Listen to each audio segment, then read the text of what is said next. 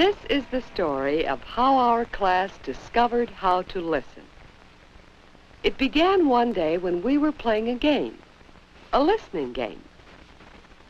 We were going to try to identify different sounds on the record. Would you like to try it with us? Listen.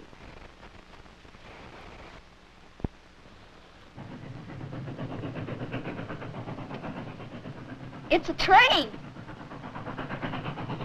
Is this what you thought of when you heard the sound? Well, that's what Jerry saw. Let's go on to the next sound. Ready?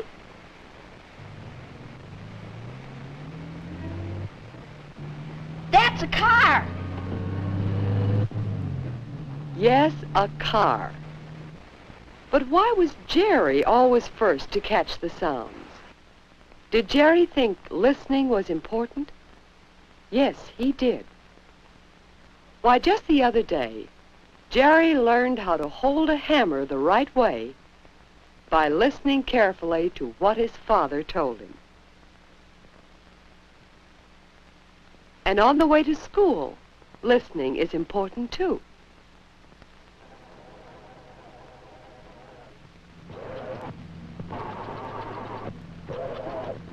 Sounds can tell you that the streets are slippery and you have to be extra careful.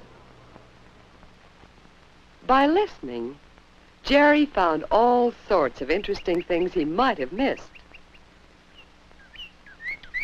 He found birds. Hi, Jerry. He noticed friends because he listened. Yes, Jerry thinks listening is very important. But how does he listen? How can all of us listen? We decided to try an experiment to find out how to listen. Betty offered to try first. She was going to do this.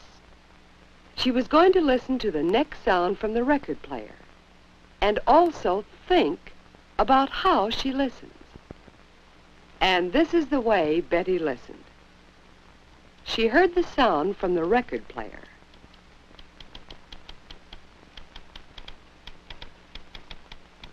But she listened to other things at the same time.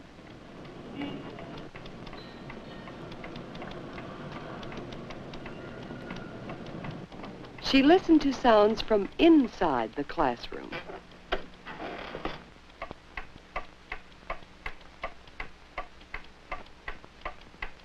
And she listened to sounds from outside the classroom.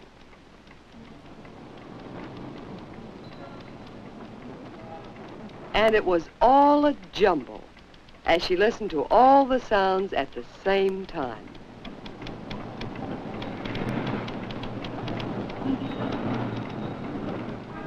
She couldn't identify the sound on the record. Now, how had she listened? I listened to everything, and I just got confused. I tried to soak it all in, like a sponge. Yes, listening like a sponge. But is it a good way to listen? Though you soak up everything, when you try to think about it, it is still confused. That's no good. Not for listening, because I didn't guess the sound. Maybe if I tried again, tried hard to listen just to the record.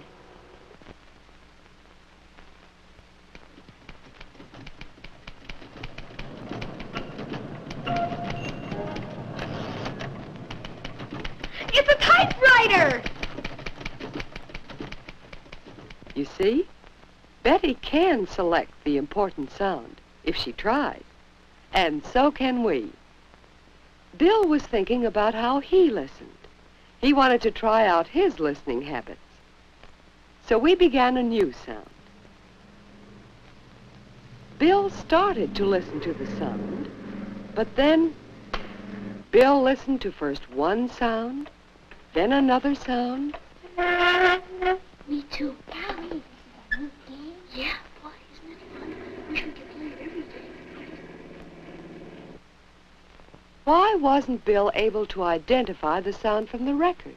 Well, I guess I jumped from one sound to another, like a grasshopper. Yes, listening like a grasshopper, jumping from one thing to another. Is that a good way to listen? Because though a grasshopper jumps to many things, does it stay with any one thing long enough? I didn't. Not long enough to guess the sound anyway. Let me try again. I'll bet I can stick with one sound.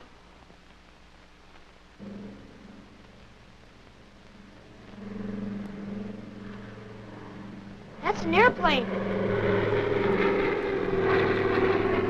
Yes, Bill can keep on listening to the important sound by trying. Can you?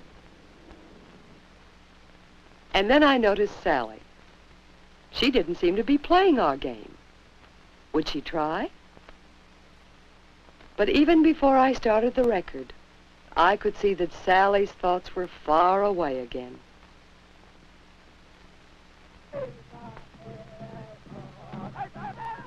She didn't seem to hear the record at all. Thinking about other things kept her from listening.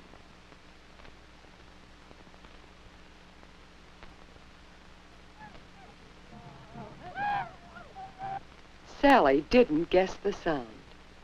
She really hadn't even heard the sound. It wasn't long enough. I guess I was thinking about something else. I pulled myself in like a turtle, and I didn't listen. Like a turtle. But is that a good way to listen? Doesn't a turtle miss a lot? Well, I think you shouldn't listen like a turtle. I think I can keep myself from thinking about other things if I try. May I hear that record again? It wasn't easy for Sally to keep her mind from wandering. Not at first. But suddenly she saw... Indians! I did it! Yes, she did it by picturing the sound in her mind. Well, that's how we discovered a great deal about listening. Before long, we had worked out some suggestions about how to listen well.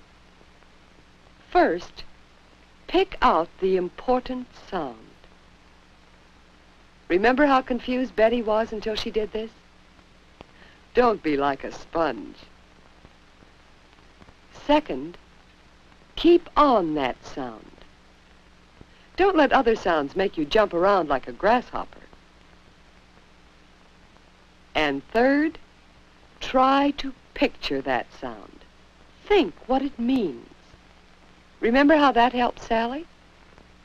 Well, those were the suggestions we worked out. Then we were ready to try them out in listening to a story. Would they help us understand the story better? Will they help you? Why don't you try them with us as we hear the story? It was a happy summer for Charles because although he was only a boy, he was doing a man's job. Charles lived in a foreign country. You might guess what part of the world he lived in if you heard him saying goodbye to his mother. On his way to where he worked, Charles often enjoyed listening to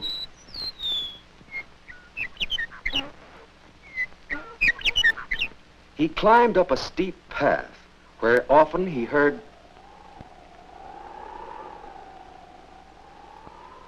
and sometimes he heard this sound. Finally, he reached the place where he worked. Can you guess what his work was? There were no other people there, but Charles was never lonely because all around him were his friends who made sounds like these.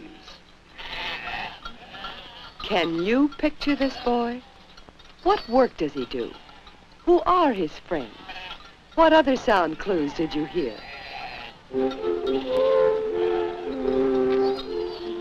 Now what picture do you see?